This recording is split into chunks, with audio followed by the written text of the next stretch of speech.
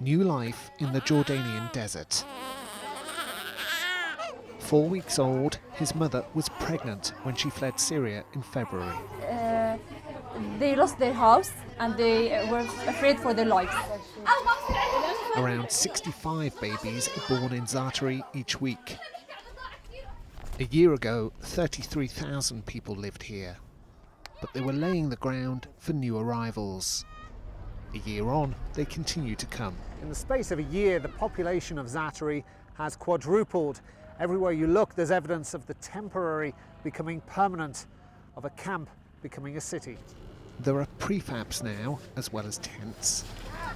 And while it's a long way from Paris, the stalls lining the camp's main thoroughfare are testament to the resilience and enterprise of its residents.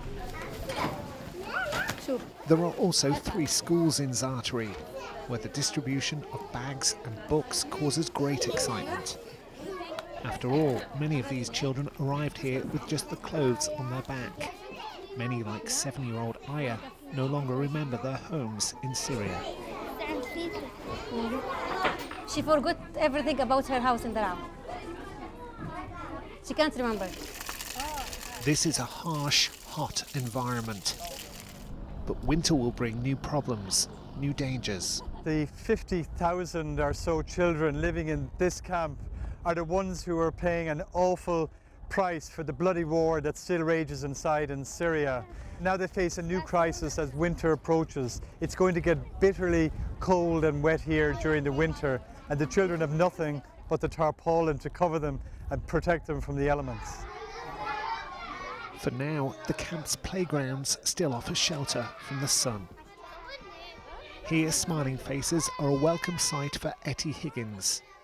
She's visiting Zaatari from her base with UNICEF in the Syrian capital, Damascus.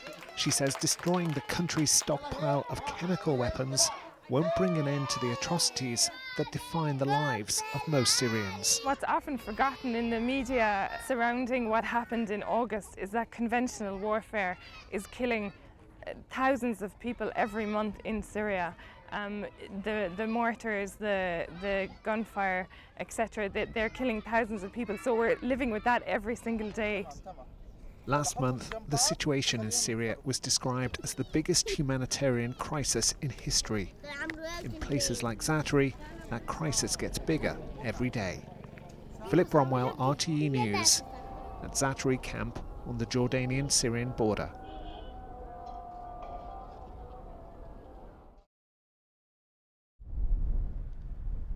One of Jordan's largest cities, but home to tens of thousands of Syrian refugees. 70% of the children attending this community centre in Irbid are from Syria. 8-year-old twins, Maya and May, tell me what happened to their home in the Syrian city of Homs. Translated, this means Destroyed. the twins are joined by their father and their sister. Abdul Aziz paints a more graphic picture of the horrors his family left behind. She saw in her eyes more than 200 people killed by the knife on the street. My family uncle also killed in the knife. Having fled for their lives, Abdul Aziz says his family barely eke out an existence here. They live in a cramped 2-room apartment. Like many Syrian families, they sell food vouchers to pay the rent.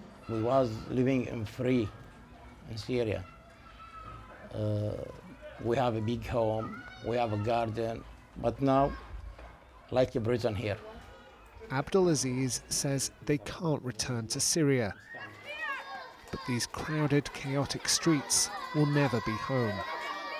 Who have you tried to get? He's been calling embassies and consulates, France embassy, trying to get visas so his family can leave Jordan. Germany, Sweden, Norway, Ireland. I called the mobile phone. Also, I can give you the telephone number now. And what did they say? He said,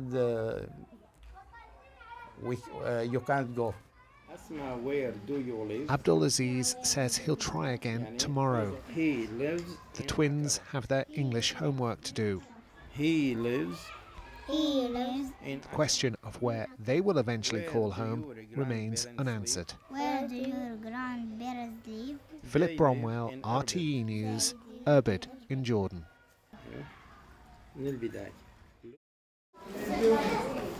It's one of the best illustrations of a country struggling to cope with a crisis. This school in Irbid is operating double shifts.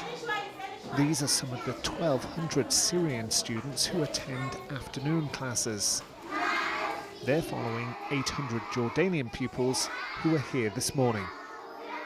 It's overstretched and overcrowded. The principal admits there are tensions between both sets of students. Taima is 14. Her home in Syria was hit by a missile. I ask her about life here. I'm not very happy. She goes on to explain that last year they were all Jordanians and Syrians in the same class. Now they separate us, she says, Syrians alone and Jordanians alone. As the conflict continues to rage over the border in Syria, it's clear that the battle in Jordan is for the hearts and minds of a generation of refugee children. But with tens of thousands of Syrian children on waiting lists or not even registered for schools in Jordan, aid agencies say the challenges ahead are immense. While Jordan has been very welcoming of refugees since the start of this crisis, it's clearly at its capacity now. The schools are bursting at the seams. They're running 2 shifts, one in the morning, one in the evening, just to accommodate Syrian children who are fleeing the crisis. But the strains are there, and it's really impossible to see how this is going to be resolved in the short term. I think we're talking about a very long-term crisis here. Philip Bromwell, RTE News, Irbid in Jordan.